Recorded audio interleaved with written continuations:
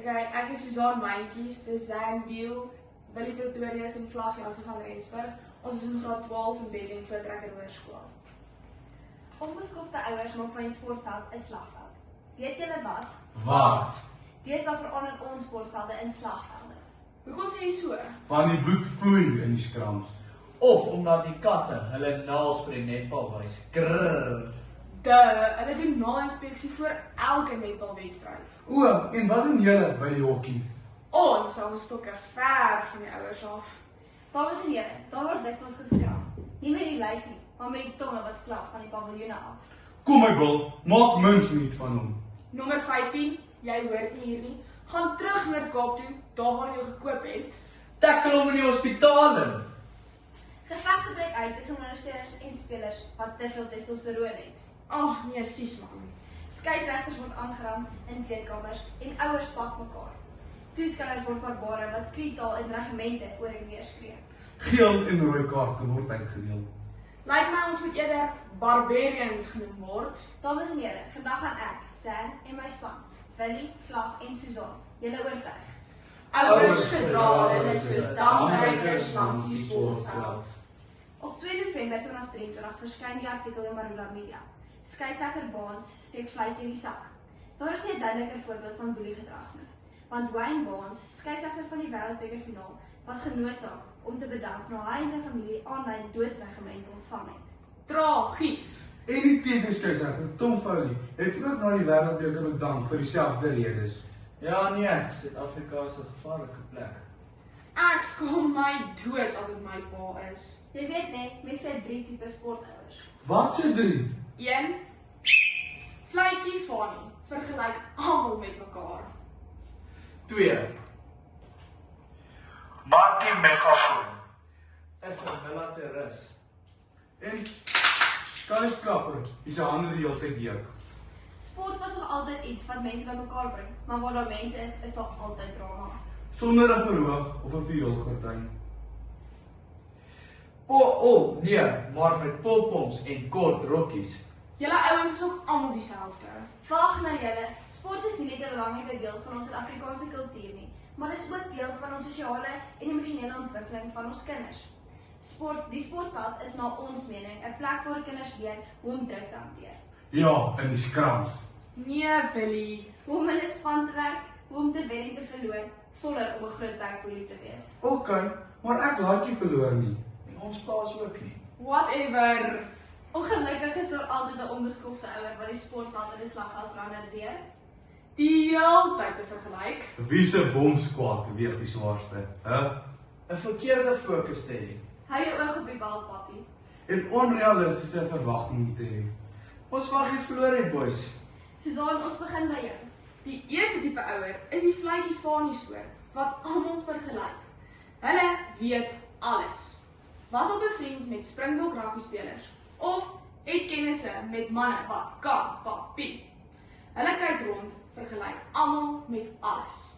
Gili Hofman, lewensafrigter van Pretoria, skryf in sy webwerf gilihoffman.co.za in die aanlyn artikel Talent van Julie 2022.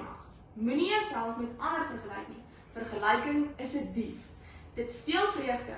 As jy 'n ellendige lewensreis wil hê, hou aan om jouself te vergelyk. Die vletjie Fanny is daardie tipe mens wat kinders vergelyk met mekaar. En soos Gili sê, eintlik skade doen, want dit stel almal se vreugde. Die sportveld gaan nie net oor wat jy daar doen of wat die resultate is nie, maar ook hoe jy jouself daar gedra. Daarom moet u ook insien dat vletjie Fanny van 'n sportveld 'n slagveld maak, omdat hy soos 'n skaal almal weeg en te lig bevind. Fire vir Fanny. Dankie Suzanne, kom ons drop vir Fanny in die span. Wat sê jy, Vlag? Die tweede tipe ouer is die Markie Megafoon soort. Nie martelgat nie. Nee, die tannies wat se stem jou binnegoed laat bewe en jou broek laat krimp. Een gil met haar megafoonstem. En Cyril, Julius en Jacob trap sommer gou in hulle spoor. Hulle fokus is om te wen teen alle koste. Hulle implementeer almal op die sportveld en vergeet dat wen net een komponent van sport is. Met haar megafoon en haar mega militêre stem laat sy selfs die hoof in sy eie pas verkeer. Richard van Rensburg, joernalis by Huisgenoot, skryf in sy aanlynartikel Slegs verloorder vir Netwerk 24 op 17 Februarie 2023 die volgende. Deelnemers se fokus het die laaste jare verskuif met die klem op prestasie, wen teen elke prys. U moet met my saamstem, dat wen met elke prys die fokus langs die sportveld word. Neem dit net een megafoon om die troepe te sweep en sommer gou-gou 'n see van lewenlose lyke langs die landloopbaan te lê. Martin moet gemartel word. Dankie Vlag, as ons Martie se megafoon kan steel, kan ons aanbeweeg na jou, Willie. Die derde tipe ouer is Tabrige Kali. Die kerel wat kort kyk of daar 'n kandidaat is wie hy die spiere, sy vuiste of sy ego kan bult nie. Ons dink ouers wat koning kraai langs die sportvelde, die tipe is wat sportwedstryde probeer oorheers. Almal is bang vir 'n Kali wat kan klap, met sy swak karakter en kort humeur. Jep, sport bou nie meer karakter nie, maar dit openbaar dit ook. En dit is sigbaar in Kali Klapper se onbeskofte gedrag, want onrealistische verwagte en druk van ouers maak dat onnodige druk op sportaktiwiteite is. So skryf Annelie van Jaarsveld, die taalpraktisyn aan Universiteit van Stellenbosch in die artikel Hoe leer mens jou kind om nie swak verlore te wees nie, van 20 Julie 2022 op Afrikaans.com. Ons glo dat daar gesonde druk moet wees. Soos skoenlappers in jou maag. Maar 'n by in jou agterwêreld. In die vorm van Kaliklapper wat kuif en wyf, is onnodig en onbeskof. Dit is duidelik uit Amelia se opmerkings dat onrealistische verwagting die kulprit is.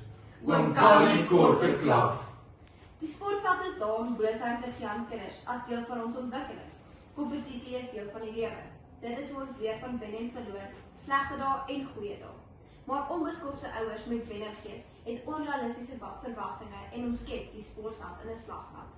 Ons sluit af, dames en here. U sal met ons saamstem dat onbeskofte gedrag van ouers, wen ten alle koste en die verkeerde fokus die dinge is wat die sportveld in 'n slagveld verander. So, volgende keer wanneer jy uitdaag op die sportveld, rondom die atletiekbaan, wag langs die rugbyveld of staan by die sportveld. Druk Fanny se vergelykvletjie in sy sak. Laat Martie en haar megafoon afrol. En koes vir Kali as hy wil terugklap.